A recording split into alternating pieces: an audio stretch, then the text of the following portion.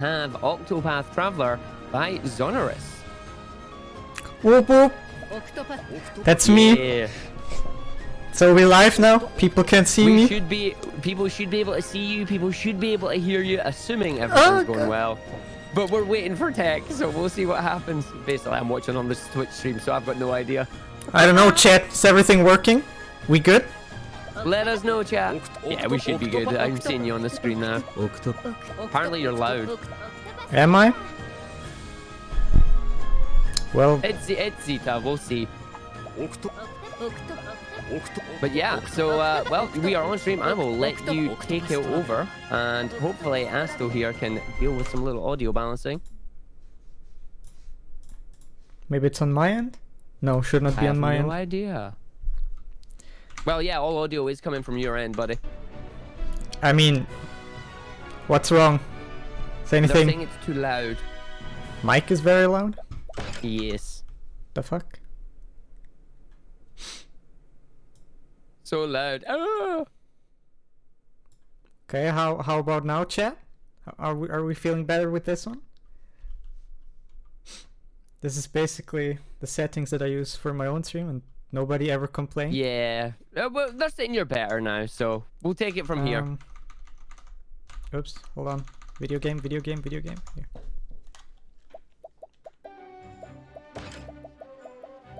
Hello. Chat. 1 2 1 2. Is this? Are we feeling better with this one? We're getting a lot of thumbs up and everything else. If it's too loud for you still on your side, guys, make sure you can turn the volume slider up and down on your end. We're good to go. I'd say we're ready to start your run there, buddy. Alright. Okay, hey, what's up everybody? Welcome to UKSG. I am yours truly, Xoneris. Hello. And I will be showing you Octopath Traveler. Not Tressa, as certain somebody here might want. Who are we playing? I'm playing Hanet. Okay, that's fine, that's fine. So basically, just a quick explanation here. So, whoever to you is not familiar with this game, Octopath Traveler features 8 different main characters, and at the start of the game you can choose whoever you want to start with. All of these 8 characters have their own individual story and their own individual speedrun. Would be perfect for like a bid war, but I can't do all 8 of them. So I'm just doing Hanet because I like Hanet. I could do somebody else, but I want to do Hanet. Okay, let's... Is the timer on tech side, or how are we doing that? Timer is definitely tech side, so you just let them know when you're ready to go and they'll fix it. Alright, hey, tech, I hope you're hearing. He's ready. Okay, then run starts in 3, 2, 1, go! Pog. Alright. Yeah, like I said, Octopath Traveler.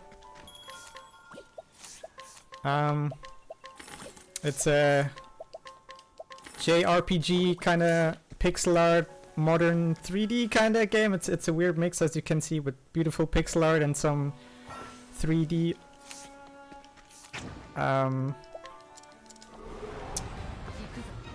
Here's your first glimpse at some I already forgot what to do. Okay, there we go. Normally I don't get really nervous at speedrun events, but currently I'm a little bit shaky, but that should be fine in just a sec. Ah, you'll be fine. Yeah, hopefully. So all of these 8 characters that I mentioned have their own like special abilities. Here Hanet, the lovely lady, can like provoke people and NPCs. And this right now is basically our little tutorial on how to fight them. Hanet is like a Pokemon master. She can like capture wild animals and like enemies and stuff. And the captured enemies then can be used in these provoke fight, or even in the normal fights, which is kind of nice. Generally, the structure of this game is every of the 8 characters has their own story divided by 4 chapters. And our main goal is just to finish these 4 chapters without really bothering to, you know, be doing the other characters that much. Of course, we're going to be seeing some of the other characters, since you can always have 4 people in your party. So we have to finish some first chapters of some other people to get them into our party. For all of you who might be thinking right now, can you play this game just with one single character? Yes, you can, but it is indefinitely hard. I never tried it. There are some like challenge runs where you never recruit anybody else than your starting character. I'm getting like the worst of luck right now.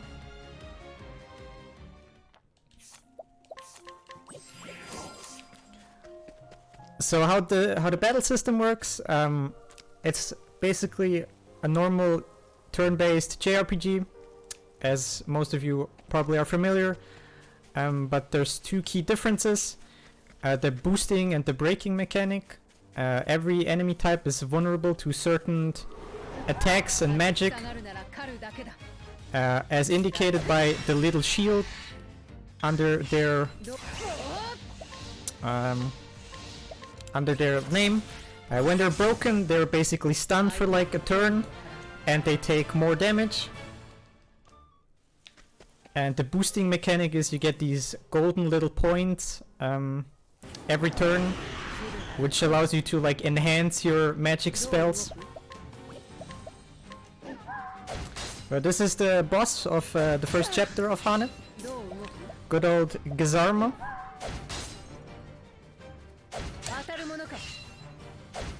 Oh, the double miss, what is happening? This is really good, nice.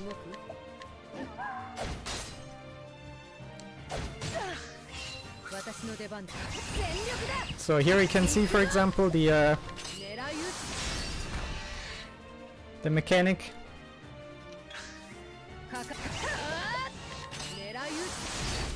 I think I just did a little mistake there. Hopefully we'll be fine.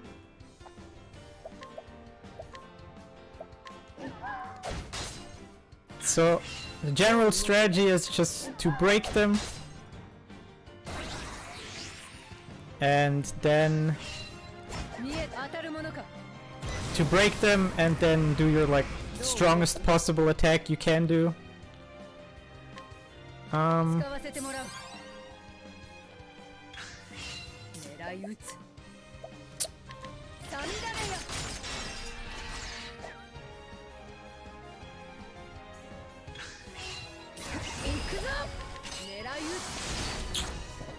Yeah, did a little mistake there, that's unlucky.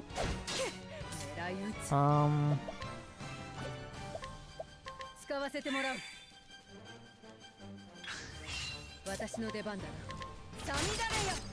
okay, that works.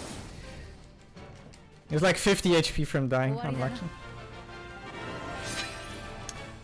And yeah, that's basically chapter 1 done. One cool thing about this game is that you can skip, like, as you probably have seen, cutscenes, which makes this a really good speed game. There are a few other things that make this game really speedrun friendly, but skipping cutscenes is of course one of them. You can also skip like the prologue of every character besides the starting character, which also is a huge time save. And yeah, now we're on the world map, and we be running around doing some stuff, collecting some people, collecting some loot.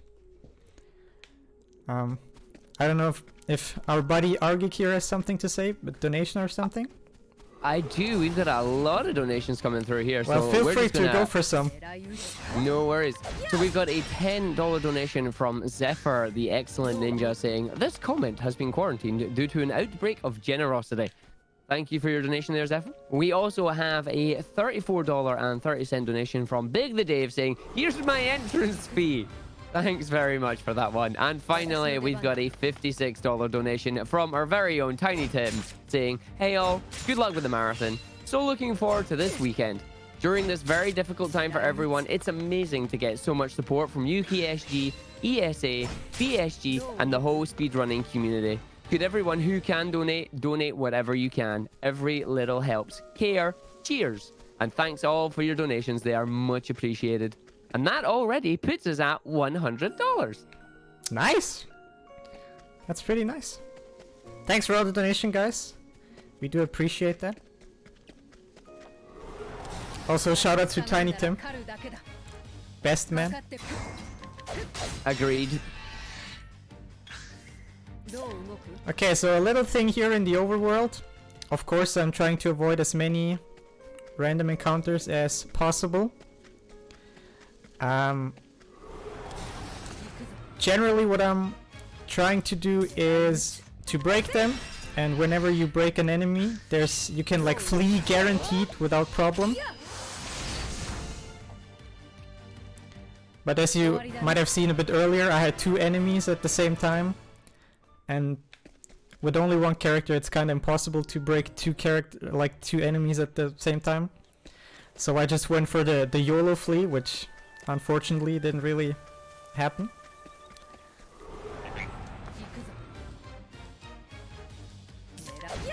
Yeah, a lot of the speedrun just comes down to like knowledge. It's not like a very mechanically intensive game. And of course you can save some time here and there by some fast menuing. But like most about this game, it's just about the knowledge and the experience. For example, just knowing which enemies are weak to which weapon type or which magic. So what I just did there is I provoked that guy and fled immediately, because that reset the step counter for random encounters. You will be seeing that a few times early, because that's really powerful, because we're already in kind of an area that is way above our weight class. I think currently we're level 3 or 4 or something, and we're currently in like an area where you're supposed to be like level 17 or something. It says it like in the bottom left corner. Yeah, danger level 17. So the game recommends the player you should be at least level 17 to be in here. So we're doing the same thing again right here. We challenge this guy to fight, he agrees, and we immediately flee. I don't know why he even let us do that again. Now we're quickly going to Noble Court. This is one of the chapter 2 towns of a character we're gonna get later, but we only visited this town briefly, so we can go up here, get this stone, and teleport back here. And we will never see this town again. Just for convenience. And for a third time, hopefully. There we go. We provoke this guy again. Hey dude, a third time? Wanna fight? Yeah? Okay, no. I made up my mind. Sorry dude. Sorry for your troubles. And we leave. So we did this entire thing just to get to the Scholar Shrine, which I didn't even explain. So all of the characters in this game are bound to like a class, and these classes can be found in the world in like shrines, which you then can just get, and basically you can equip your characters with like a secondary class of a different character, which is kind of nice.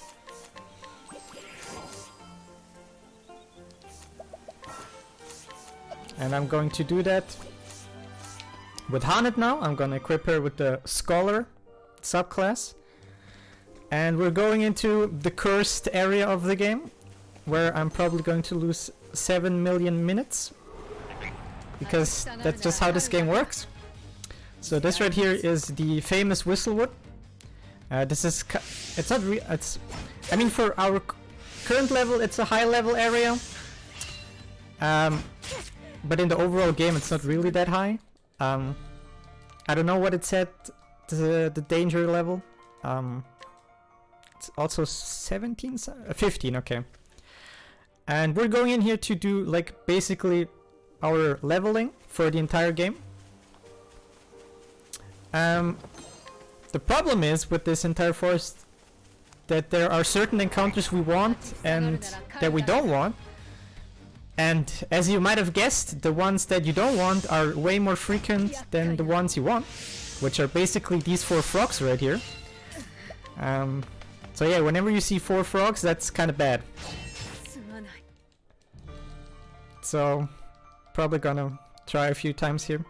You can kill them and go on, but it's not really that preferred because you don't get as much XP as you need. If I kill the frogs, I would need to do some extra leveling outside, which in general is slower than just getting a good encounter in here. Okay, this one here might be a good one. Oh, let's go, Pog.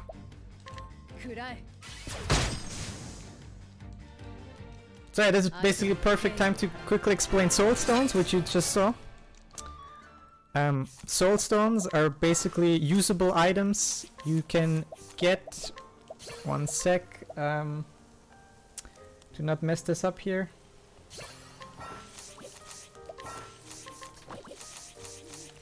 Yeah, soul stones are usable items that do a certain amount of damage and are tied to a specific damage type.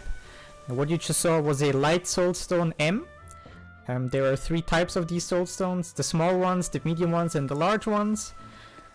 And as you just saw, the soul stone just decimated these creatures, because normally you're not supposed to come by these stones early in the game, and I only used the medium ones. So especially the large ones you'll see a little bit later in the game often, because they do a tremendous amount of damage. And yeah, that was basically our quick leveling, and the only leveling in this entire game, which also is kind of weird when you think about your general JRPG speedruns. You do leveling like every so often, but not in here. You only do the quick Whistlewood shenanigans and you're good to go for the rest of the run. The reason why I did the leveling there is not necessarily for the levels, but for the job points. Job points and XP are like different from each other's. XP just, you know, just boosts your level, some stat improvements and stuff. And the job points are the points that you use to learn new abilities for the characters. And after Whistlewood I need like 130-ish job points, so I can get 2 of the scholar skills. And when you unlock 2 of the scholar skills, you get a passive ability from the scholar. All of the classes have their own unique passive abilities, and it turns out that this passive ability is like one of the best for the speedrun. It's called Evasive Maneuvers, and essentially it allows us to just walk further without getting a random encounter, which is really helpful.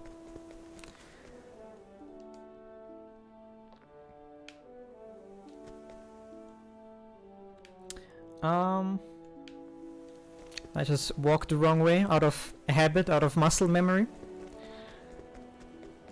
When you're speedrunning this game and you switch between characters, it's sometimes a little bit hard to get your muscle memory going, because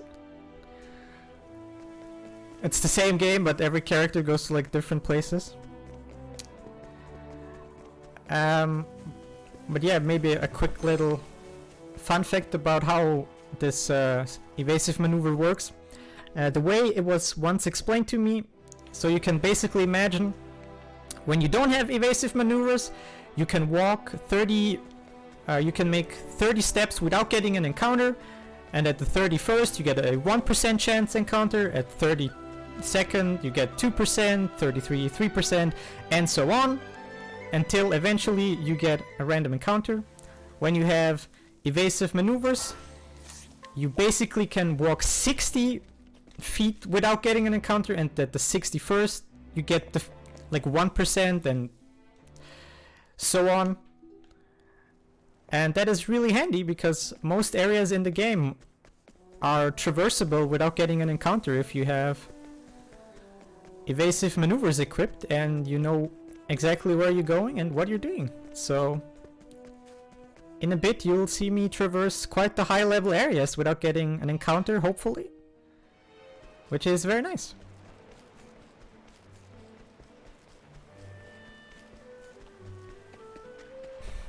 Also shoutouts to the music. I think that's fine. So another neat little handy trick you can do is save quitting. That also resets the step counter without getting random encounters. For example, right here in this little map, there's a save point in the middle of it, which is save, reload, and our step count begins at 0 again. And we can go in here in our second shrine, which is the Shrine of the Trader, which gives us access to the Merchant subclass, which is without a single doubt the most broken subclass in this entire game, for reasons that you will see in a little bit. It's only really broken towards the end game, and the early game you don't really need it that much because it's basically too OP.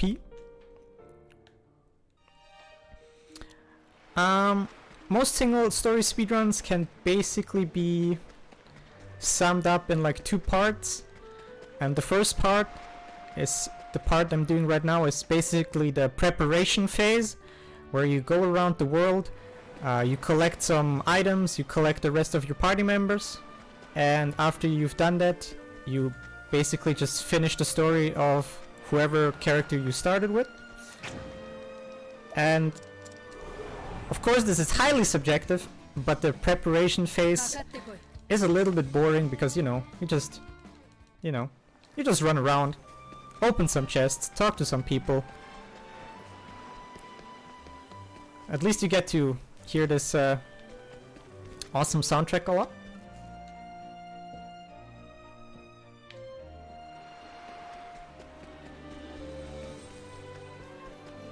So right now we're already in like kind of a high level area, and we're provoking this old man right here on the street. Or maybe we don't know, we're making up our mind. No, sorry, you're not the person that I was looking for. And collecting some more high level stuff here. Another quick save, reset.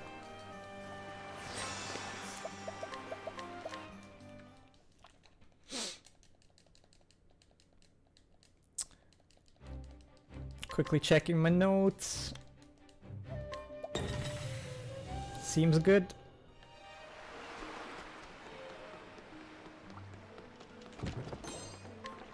Yeah, here for example you just saw me collect a Thunder Soulstone L for large.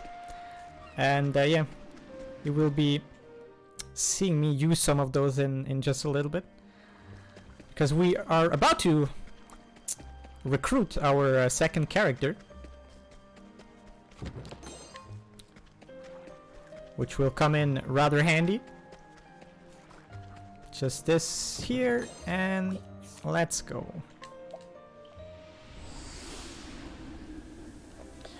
Alright, this right here is Atlastem. It's the starting city of my personal favorite character of the game, Cyrus. I was debating if I should maybe do the Cyrus single story speedrun, but I've shown that at other places before, and I never shown Hanet. Hanet is like my second favorite speedrun. And yeah, we talk to him, and we recruit him. And in the little text box we basically said, yes, we want to recruit him, but no, we don't want to hear his like starting story. It's very important because otherwise you would lose like a few minutes. Happened to the best of us before. And here is like the first instance where you can see how broken these soul stones are at very early levels. You see this right here is the boss of Cyrus. And what we are going to do is we're going to throw one of these wind soul stones in his face. And oh, he's already dead. Feels bad. Boss fight, by the way. Yeah, there you can see the power of these soul stones. That's like one of the reasons why this is a very speedrun friendly game. When you have the Evasive Maneuvers passive ability equipped, you can just walk into high level areas and collect all the high level area loot, and then just go back to your low level areas and just wreck absolutely everything. Oops. Up next, we're gonna recruit our second character.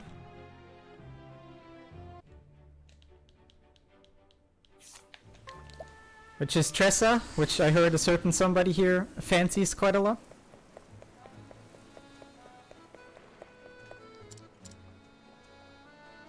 No response. Oh, hello. I'm just listening to the music too much right now. It's really good.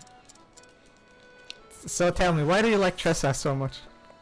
What? Tressa's best girl? She's a girl that gets to go on an adventure just because she wants to be a merchant, and she like helps her family in that as well. It's really cool. Fair. I mean, I like her as a character. Yeah, it's just like she's the first character that I picked up when I played the game. It was a case of I kind of cheated and looked over which characters were doing what, and it was a case of I just liked the idea of Tressa, so I went with her. Yep. As I said a little bit earlier, Tressa, or like the merchant subclass, is the most broken class in the game, and as it happens, Tressa is like the default merchant of the game, and I'm having trouble running away from these two birds. Jesus Christ. Please, let me flee. Thanks. And so yeah, Tressa's gonna be our third character that we recruit for our party. If you're asking why we're actually doing the entire chapter of a character here, unfortunately you can't just recruit a character and then just leave without finishing their like first chapter. So you are forced when you recruit a new character, you're forced to do their like chapter. You can't even leave the city. Like there's actually a shield in front of like the exit, and when you walk towards it, it says, I actually don't know what it says, but it basically tells you you can't leave. You can't even fast travel to somewhere else, so you're really hardcore forced to stay here. And same with these guys, by the way. Let me see. Yes, we throw a stone in their face and they die.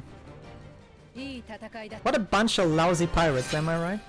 You just throw a stone at them and they like I don't know, they leave.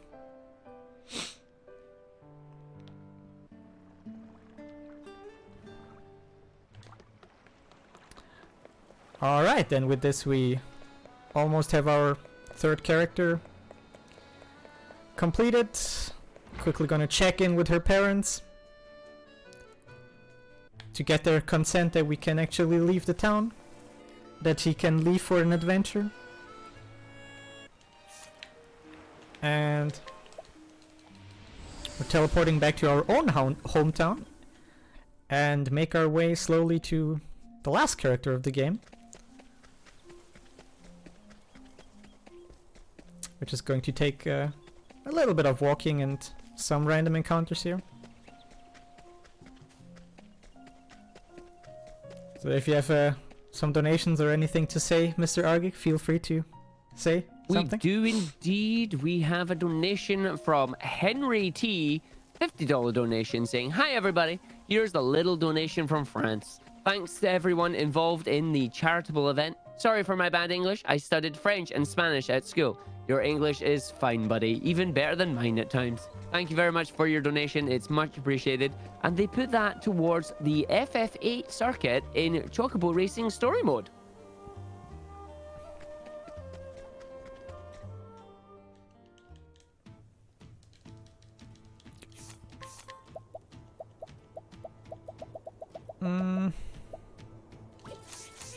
Okay, that should hopefully work. Alright, so here we're in the starting city of Therion. He will be our last character that we are going to recruit. He's a thief. He likes to steal stuff. And he also has some very useful abilities in the speedrun.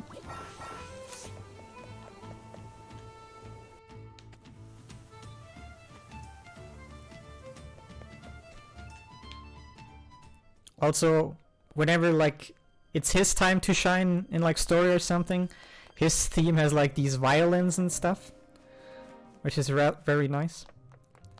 I actually saw a video about the music design of this game, and every character has like one instrument tied to them, so you can immediately recognize that it's like about a certain character when you hear a certain like instrument in the background in the sound, which is kind of nice.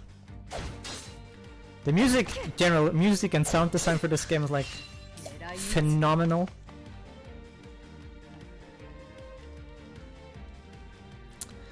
And again, having some problems with fleeing from enemies feels bad.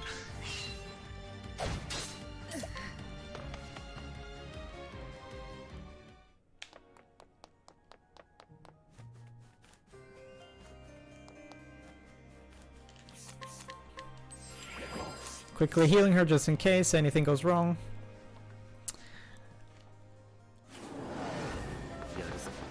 So this is Heathcote, the boss fight of Therion.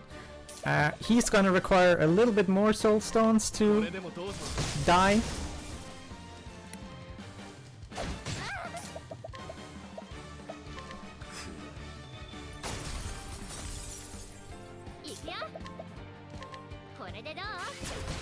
And there we go. The reason why that is, the game is very smart, and maybe you're not thinking of this right now, but it kind of makes sense now when I explain it. The health of these chapter 1 bosses are kind of tied to how many people are in your starting group, or like in your party, to avoid having somebody having like 10,000 HP when you only have like a single character in your party. So that's why the first two, like the boss of the first and second boss fight, were pretty easy to kill. And then this last guy required some more stones thrown in his face to die. And yeah, so we have our starting party together. These are the only 4 characters we will be seeing in this speedrun: Hanet, Cyrus, Tressa, and Therion. And what we're going to do now for a little bit is walk around more in the overworld, visit some places we're gonna teleport to a little bit later, and collect some more high level end gear. And then we slowly prepare ourselves to finish Hanet's story. As I said, basically in a nutshell, speedrun of this game is like, the first part is run around, collect a bunch of stuff and prepare for chapters 2 to 4. And then you just do those. Because at chapter 2, 3, and 4 we will basically be under-leveled for... I mean, just period, we will be under-leveled. No. Nice.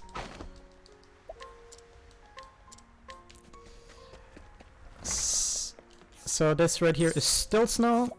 This is the town where Hanet's chapter 3 will happen.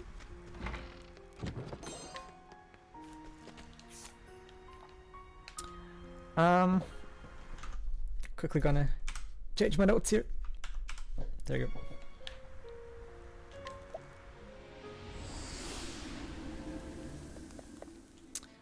So what we need to do right now is we also quickly need to visit the hometown where the 4th chapter of Hanet will take place, and to collect some more useful gear. Like I said, we're still here in the preparation phase, trying our best. In the single story speedrun, the only thing you kinda collect is money, because this game is basically pay to win, but you will see in a bit. I will explain. And you just need lots of money. Quickly gonna do a safety save here. This screen here can be a little bit scary. There's a minor chance you get a random encounter here. We didn't. Nice.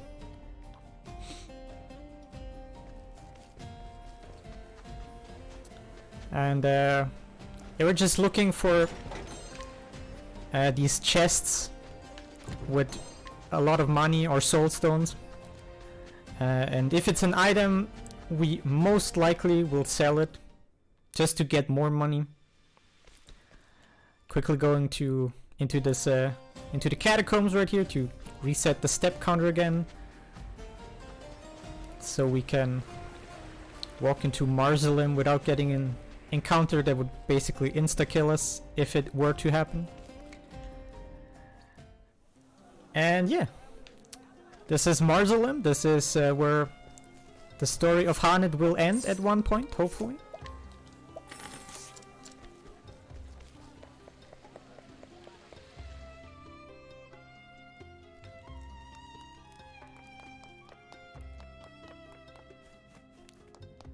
We're just gonna borrow some things here out of these chests. We'll bring them back later, I promise. Especially the chest right behind the throne.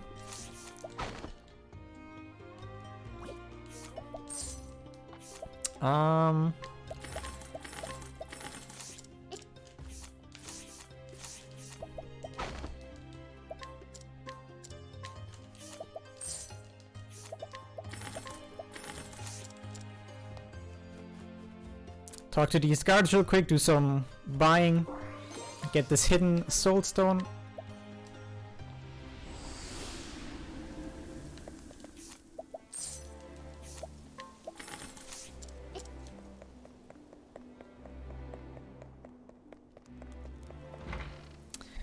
And I think we are ready to go for the second chapter of this game.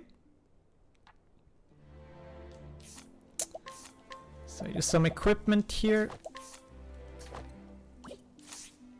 And do some menuing.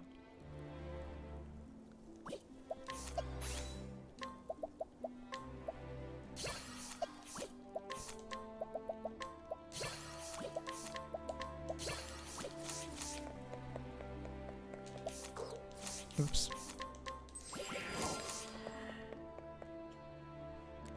So one problem that happens in the Hanet story, that we need to provoke some of these NPCs, which are mandatory in order for the story to progress, sadly.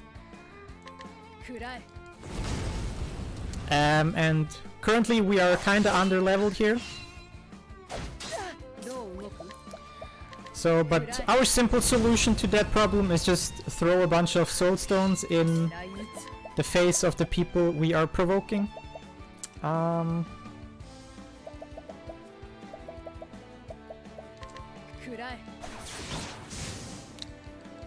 And that should like solve all our problems we have with people that are mean to us. Or rather, people that we bully because, you know, we provoke them, so I guess we're the bully in this case.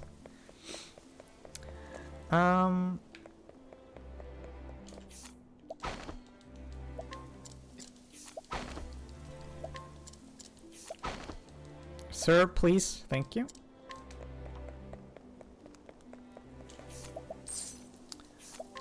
Buying some more things. Do. Also this guy. Thank you, sir.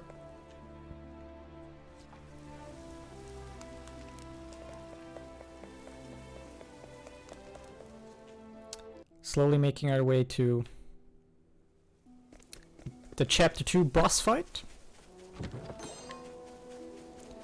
And at the Chapter boss fight you will finally understand why merchants are absolutely busted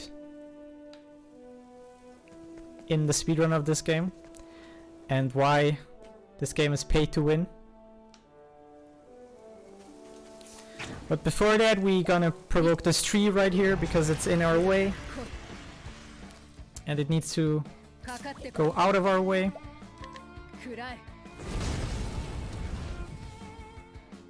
Turns out that you can defeat trees if you just throw a bunch of stones at them.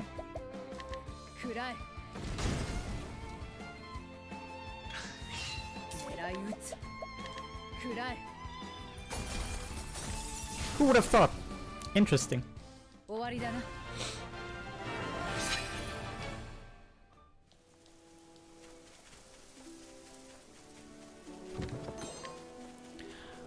Alright, and now there's nothing really in our way anymore to go for the boss.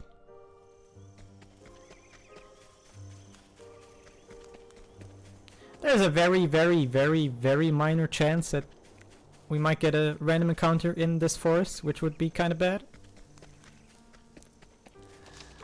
Just gonna quickly safety save here, and in the worst case that I do something wrong and mess up because of my nervousness. Alright, this is the Lord of the Forest, and let's defeat this guy.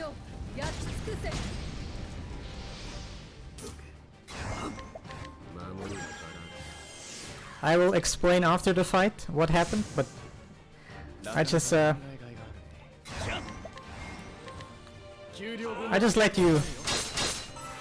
let you see for yourself.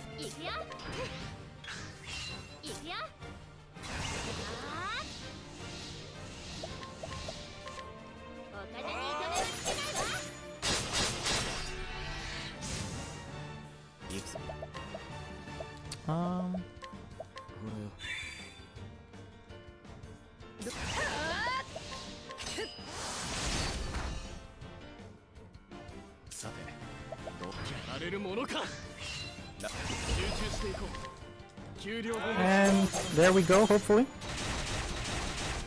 Yeah.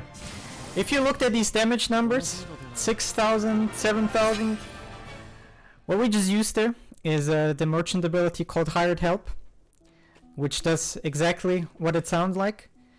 You spend some of your collected money to get some help from people.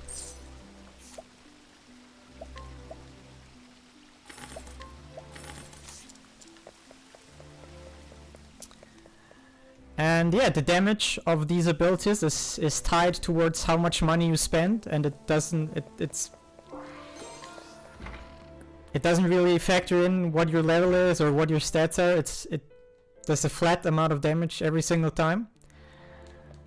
And yeah, you spend 30,000 every single time you use the most expensive ones. But these guys, they pack quite the punch, as you saw. I did like 7k for every single like hit of them. That is more than a large soulstone does with, you know.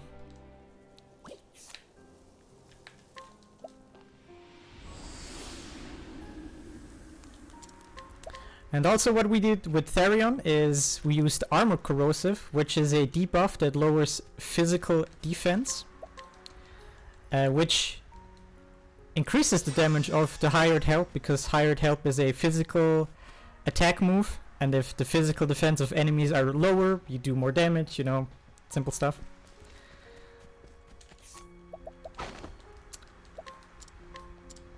So might I introduce you to our friend Alec here?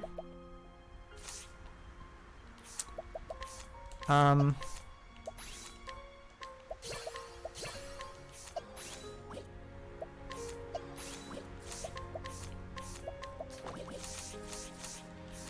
saved, so hopefully this is not going too bad. This is another one of these required provoke fights that I need to win. If we have some really bad luck, we will lose this fight. This is basically a little bit of RNG right now.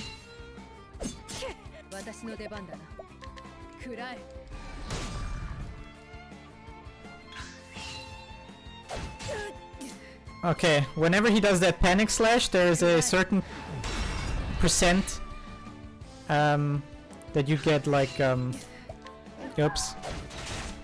Nice, I misclicked. And now I'm dead. Pog. That's why I saved.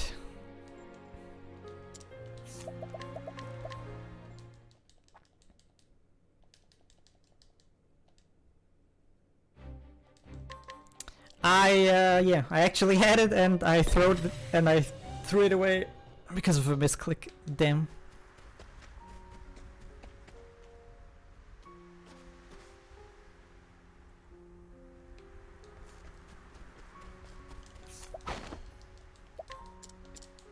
Come on.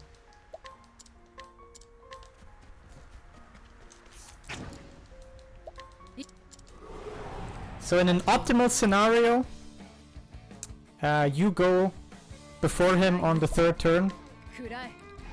That's like the best case. The second best case is he hits you with the panic slash, but the confusion status effect is not gonna get triggered on you.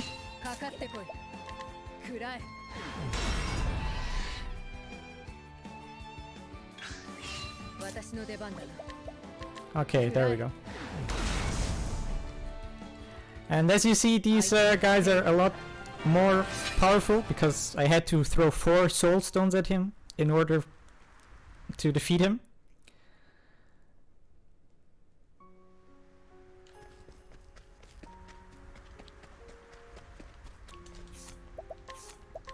Oops. And now we are going to sell a lot of our stuff that we collected. Oops. In order to get a lot of money.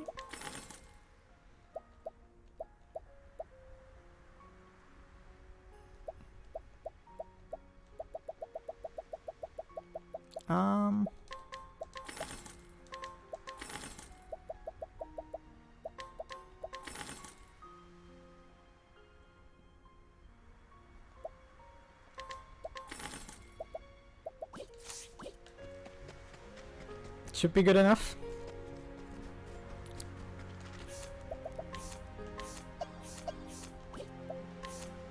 And some quick menuing here.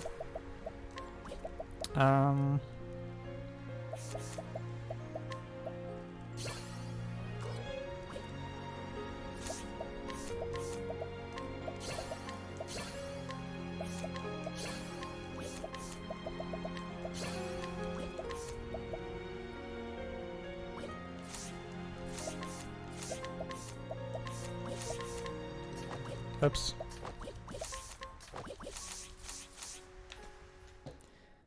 Whew, okay. Alright, welcome to Trail to the Whitewood. One of the worst areas of the game. Because this is a very, very long map and there's a really high chance you get an encounter.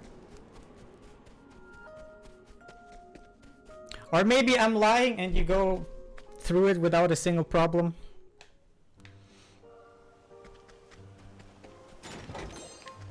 Which is nice. Unfortunately, there's another screen here, the actual Whitewood, which also has a minor chance of, I mean a very high chance of getting an encounter. This one in here is worse, because you can't really break them. The one before is kind of easily, you can break them and just run away. And yeah, welcome to the third boss of Hanet's story, the Dragon. Yes, he's just named Dragon, no fancy name, it's just Dragon. And we basically going to do the same strategy again.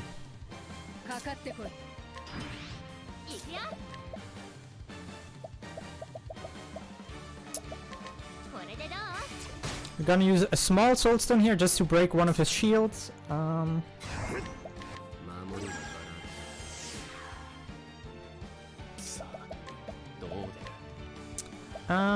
Yes.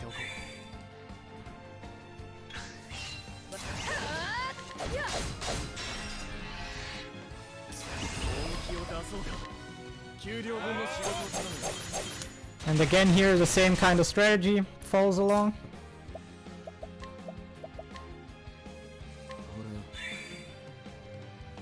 This guy just has way more health, so we need to be a bit more careful. Or rather, we need to throw way more damage at him.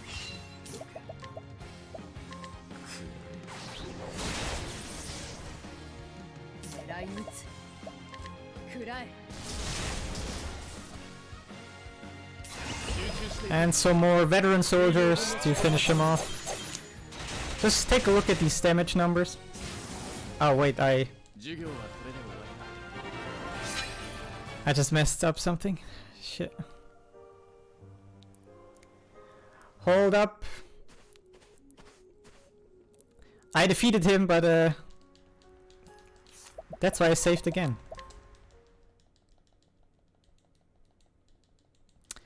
I forgot something rather important. Merchants also have this ability to collect. So you can basically collect money off of enemies. And the higher level the enemies are, the more money they give, obviously. And as I said, money is kind of tight on here.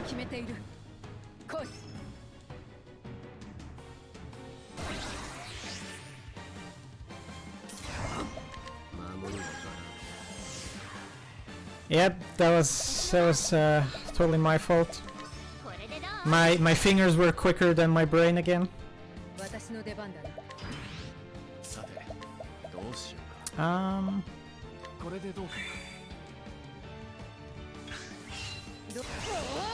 Luckily for us, this fight is 100% win rate. Like, you can't mess up this fight.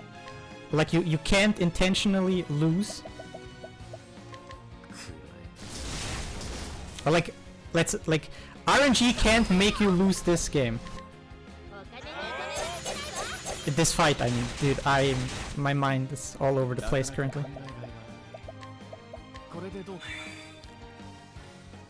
If you stick to the script of this fight, you don't lose. That's basically what I'm saying. Okay, here we do collect now. And we collect 18,000 of a dragon because dragons hoard a lot of money, right? And now we finish him off. There we go.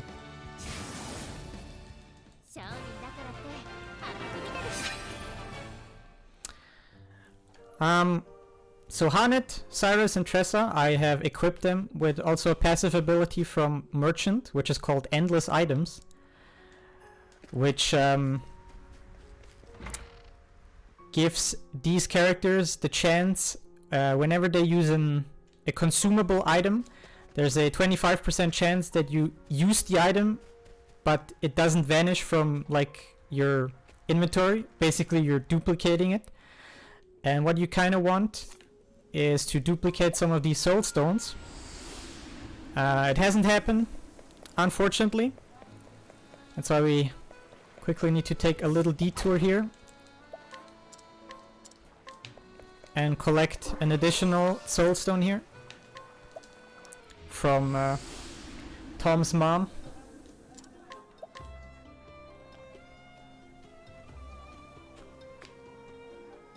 And yeah, now we're in the final chapter of the game.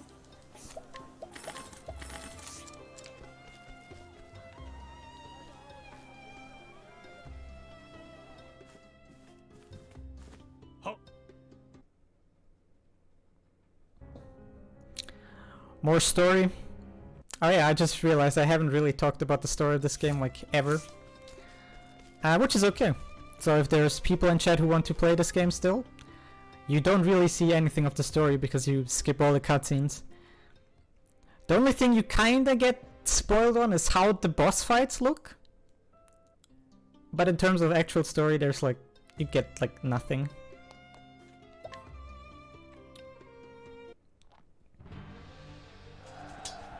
Who needs story? Am I right?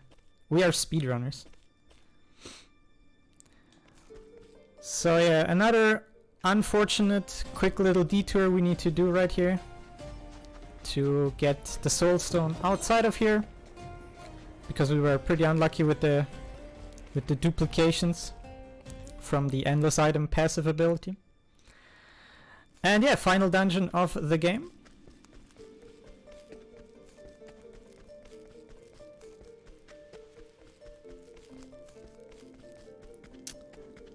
If you're playing this game on the Switch version instead of the PC, right now it would take literally forever to load. Because this dungeon is rather big for some reason, and the Switch struggles a lot to load this area for some reason, I don't know. Yeah, now that I mention it, maybe I can... The differences between the Switch and the PC versions are very, very minor. It's basically only the loading times. And we have different leaderboards for the Switch and for the PC. So if you really want to speedrun this game, but you only have it on Switch, feel free to speedrun it on Switch. There's an own leaderboard for the Switch, which is nice. The PC is of course faster because of the loading times, but like I said, separate leaderboards, because nice.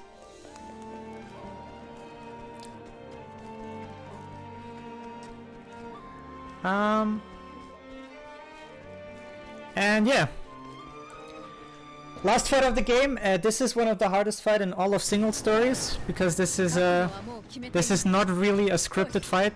You need to improvise quite a lot on this fight. But this looks incredibly awesome right now.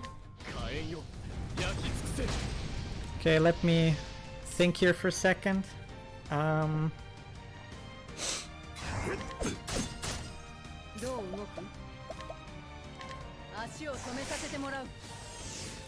You know, this is Red Eye.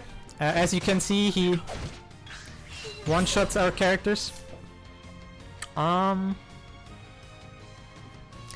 this is bad.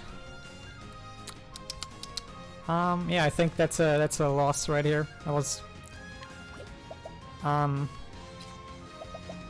yeah, I'm gonna take the defeat here.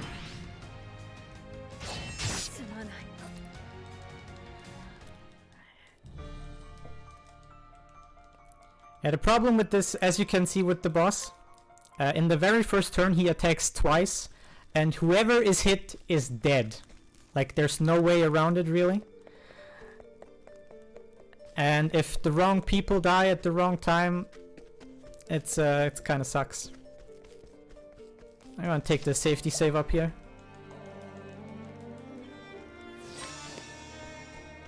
Hopefully no encounter. Okay. Okay, let's try again. Yeah, I know what I should have done instead. It's like the first two rounds, you need some quick thinking, some quick maths. Okay. Let's do big brain strats here.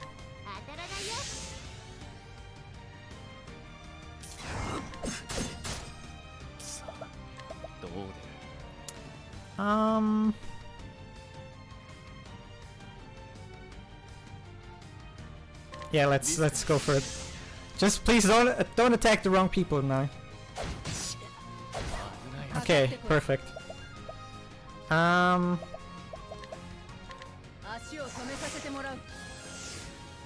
Okay.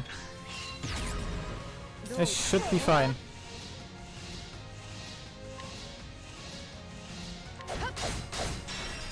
Okay, so this very first break is only to make this fight more stable.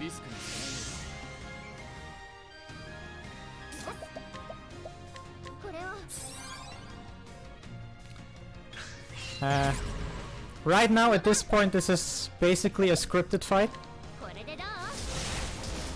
If I don't mess up.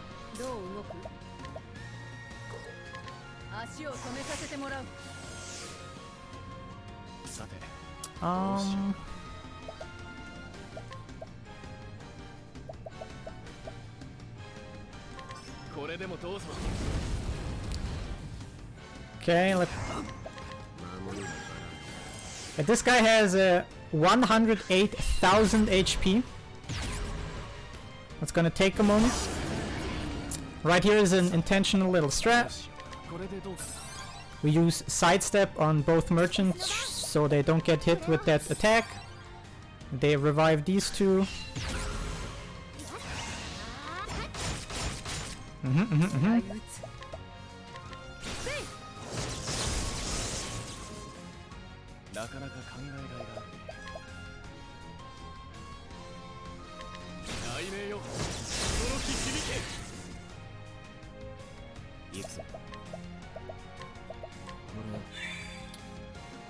And now, after the second break, there's a certain threshold of damage that we need to do.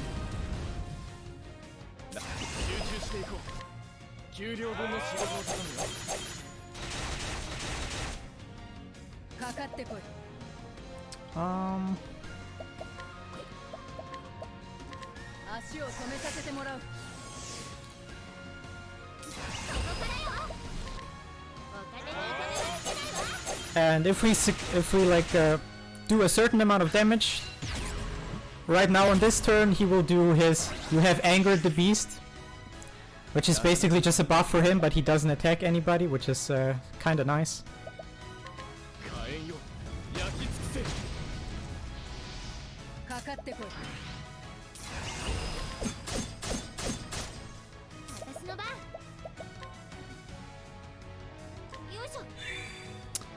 And we're looking good.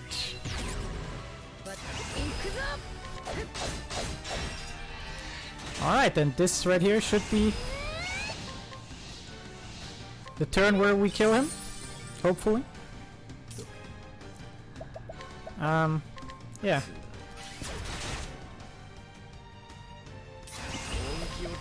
Also, time is coming up very soon, Tech, by the way, just letting you know.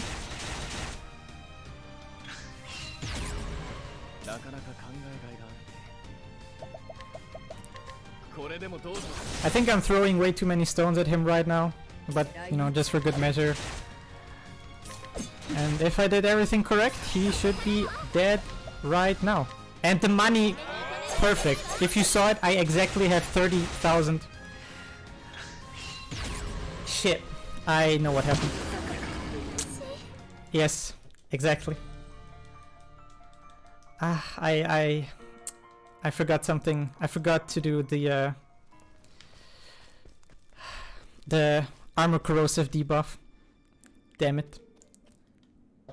That's like the #1 reason why you lose this fight, and I forgot about it.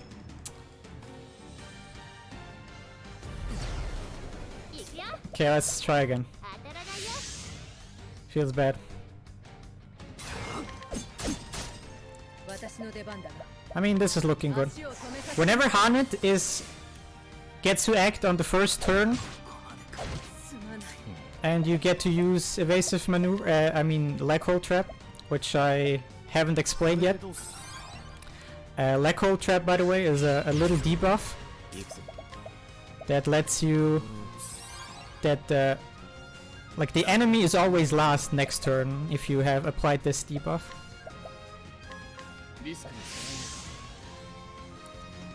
Yeah, that was a bit unlucky.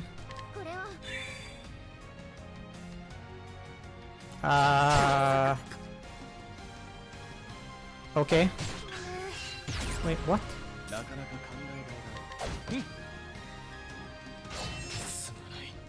Oh yeah.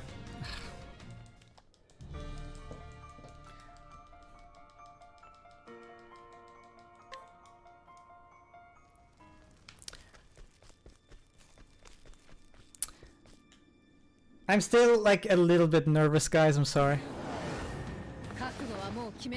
Normally I have zero like nervousness at speedrunning events, but I don't know. Online events are a bit different.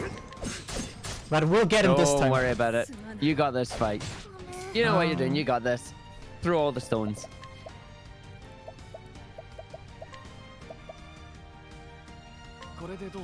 Yeah, that's kind of a bad start.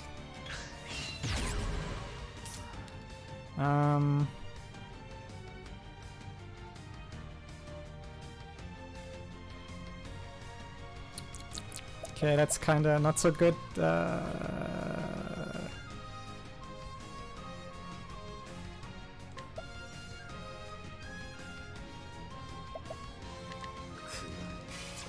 Okay, this might work. Yeah, this actually kind of works.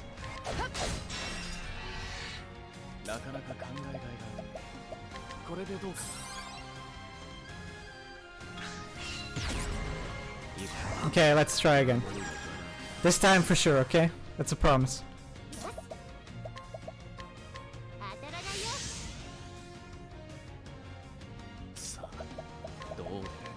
That was kind of an unoptimal start to the fight, but it's okay. You have a little wiggle room at the start.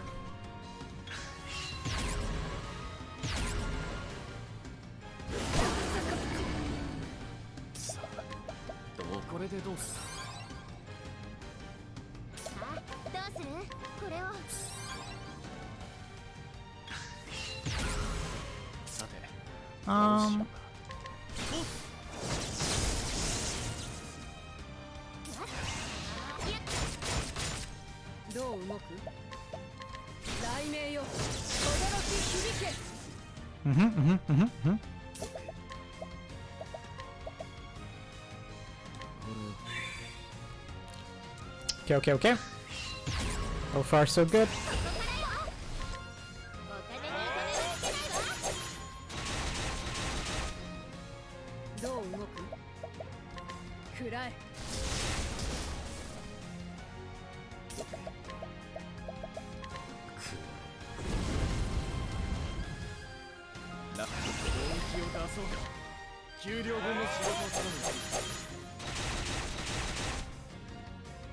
Okay, so far we're looking good. This fight should be like, yeah, this time I should have it. Just don't forget to use armor corrosive again, Mr. Xoneris.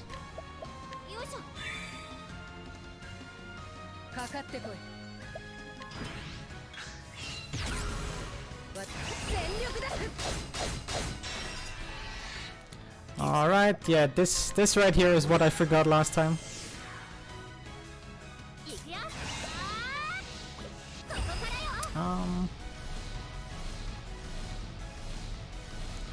Quickly check.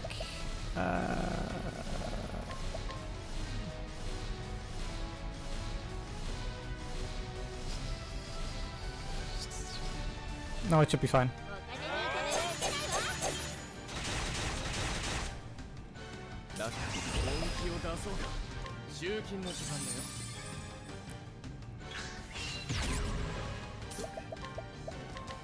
Also, again, tech.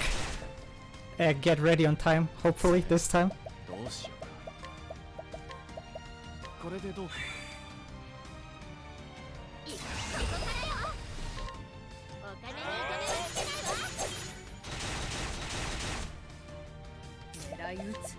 Okay, this should be it, hopefully. Let's go! I don't know why this fight took me so long. It's actually not that hard. Okay, and time, by the way, in now. Woo! Yeah! Woo! Good job, buddy. I don't see the timer. Am I overestimated? Probably, right? Unfortunately, yes. Well, I'm waiting for the delay to catch up. You are 1 hour 6 minutes. But still a very enjoyable run. Yeah, there's a lot of things, unfortunate things that happened. I think my PB is like 49 minutes or something. Oh boy. That was... It's the joys of marathon luck. That's all that was, buddy. There was a marathon opener nervousness, I guess. But yeah, now you can see this. I mean, we don't see this, but here would be 6 minutes of credits, which are unskippable because game design in 2018 is cool, right? And yeah, that was Octopath Traveler, single story Hanet. I hope you guys enjoyed. I couldn't really read that much of chat, but I took a glimpse at it every few and then. Thanks for the support, guys. I appreciate it. Sorry that it went a little bit worse than I have hoped for. But after all, I'm kind of notorious for slightly going overestimate everywhere all the time. So at least I'm on brand, so that's okay. On brand. On brand. Yeah, so don't want to delay this too much longer. Thanks for watching, guys. See you guys later for more of my runs. And I actually don't know what's up next. Argic, tell us, what's up next? Coming up next, we have got Tom Clancy's Rainbow Six Siege, all situations, realistic percent. Run.